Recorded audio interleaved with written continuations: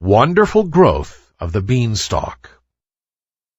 So Jack called his mother, and they both gazed in silent wonder at the beanstalk, which was not only of great height, but was thick enough to bear Jack's weight. "I wonder where it ends," said Jack to his mother. "I think I will climb up and see." His mother wished him not to venture up this strange ladder, but Jack coaxed her to give her consent to the attempt, for he was certain there must be something wonderful in the beanstalk. So at last she yielded to his wishes. Jack instantly began to climb, and went up and up on the ladder-like bean, till everything he had left behind him, the cottage, the village, and even the tall church tower, looked quite little, and still he could not see the top of the beanstalk. Jack felt a little tired, and thought for a moment that he would go back again, but he was a very persevering boy, and he knew that the way to succeed in anything is not to give up. So after resting for a moment, he went on. After climbing higher and higher, till he grew afraid to look down for fear he should be giddy, Jack at last reached the top of the beanstalk, and found himself in a beautiful country, finely wooded, with beautiful meadows covered with sheep. A crystal stream ran through the pastures. Not far from the place where he had got off the beanstalk stood a fine, strong castle. Jack wondered very much that he had never heard of or seen this castle before. But when he reflected on the subject, he saw that it was as much separated from the village by the perpendicular rock on which it stood as if it were in another land.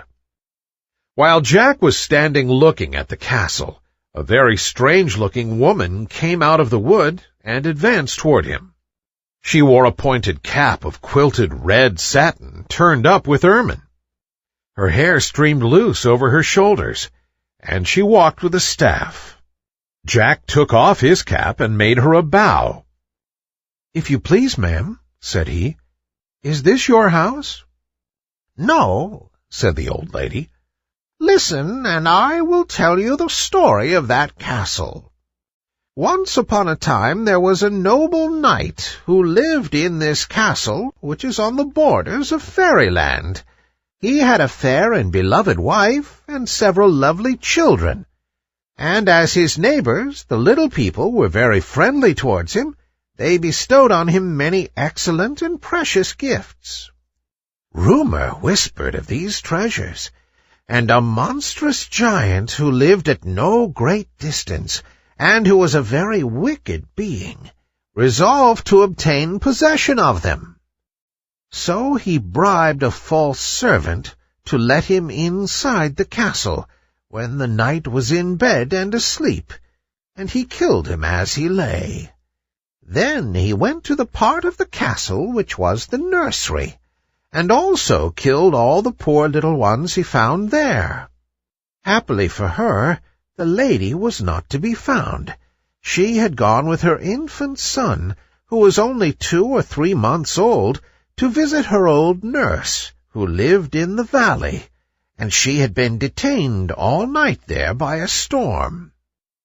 The next morning, as soon as it was light, one of the servants at the castle, who had managed to escape, came to tell the poor lady of the sad fate of her husband and her pretty babes. She could scarcely believe him at first, and was eager at once to go back and share the fate of her dear ones. But the old nurse, with many tears, besought her to remember that she had still a child, and that it was her duty to preserve her life for the sake of the poor innocent. The lady yielded to this reasoning, and consented to remain at her nurse's house as the best place of concealment. For the servant told her that the giant had vowed, if he could find her, that he would kill both her and her baby. Years rolled on. The old nurse died, leaving her cottage and the few articles of furniture it contained to her poor lady, who dwelt in it, working as a peasant for her daily bread. Her spinning-wheel and the milk of a cow which she had purchased with the little money she had with her, sufficed for the scanty subsistence of herself and her little son. There was a nice little garden attached to the cottage, in which they cultivated peas, beans, and cabbages, and the lady was not ashamed to go out at harvest time and glean in the fields to supply her little son's wants. "Jack, that poor lady is your mother. This castle was once your father's, and must again be yours." Jack uttered a cry of surprise. "My mother? Oh, madam, what ought I to do? My poor father, my dear mother." "Your duty requires you to win it back for your mother.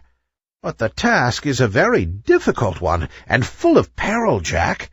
Have you courage to undertake it?" "I fear nothing when I am doing right," said Jack. "Then," said the lady in the red cap, "you are one of those who slay giants. You must get into the castle, and, if possible, possess yourself of a hen that lays golden eggs, and a harp that talks. Remember, all the giant possesses is really yours." As she ceased speaking, the lady of the red hat suddenly disappeared, and of course Jack knew she was a fairy. Jack determined at once to attempt the adventure, so he advanced and blew the horn which hung at the castle portal. The door was opened in a minute or two by a frightful giantess, with one great eye in the middle of her forehead. As soon as Jack saw her, he turned to run away, but she caught him and dragged him into the castle. "Ho, ho, ho, ho!" she laughed terribly. "You didn't expect to see me here, that is clear. No, I shan't let you go again. I am weary of my life. I am so overworked, and I don't see why I should not have a page as well as other ladies. And you shall be my boy. You shall clean the knives and black the boots and make the fires, and help me generally when the giant is out. When he is at home I must hide you, for he has eaten up all my pages hitherto, and you would be a dainty morsel, my little lad." While she spoke, she dragged Jack right into the castle.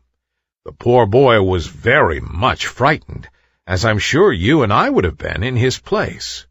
But he remembered that fear disgraces a man, so he struggled to be brave and make the best of things. "I'm quite ready to help you, and do all I can to serve you, madam," he said. "Only I beg you will be good enough to hide me from your husband, for I should not like to be eaten at all." "That's a good boy," said the giantess, nodding her head. "It is lucky for you that you did not scream out when you saw me, as the other boys who have been here did. For if you had done so, my husband would have awakened and have eaten you, as he did them, for breakfast. Come here, child, go into my wardrobe. He never ventures to open that. You will be safe there." And she opened a huge wardrobe which stood in the great hall, and shut him into it. But the keyhole was so large that it admitted plenty of air, and he could see everything that took place through it. By and by he heard a heavy tramp on the stairs, like the lumbering along of a great cannon, and then a voice like thunder cried out, "Fee, fa, fi, fo, fum! I smell the breath of an Englishman. Let him be alive or let him be dead. I'll grind his bones to make my bread."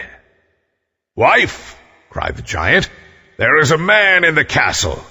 Let me have him for breakfast." "You are grown old and stupid," cried the lady in her loud tones.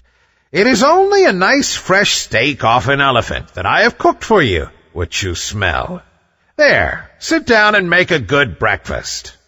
And she placed a huge dish before him of savory steaming meat, which greatly pleased him and made him forget his idea of an Englishman being in the castle. When he had breakfasted, he went out for a walk, And then the giantess opened the door and made Jack come out to help her. He helped her all day. She fed him well, and when evening came, put him back in the wardrobe.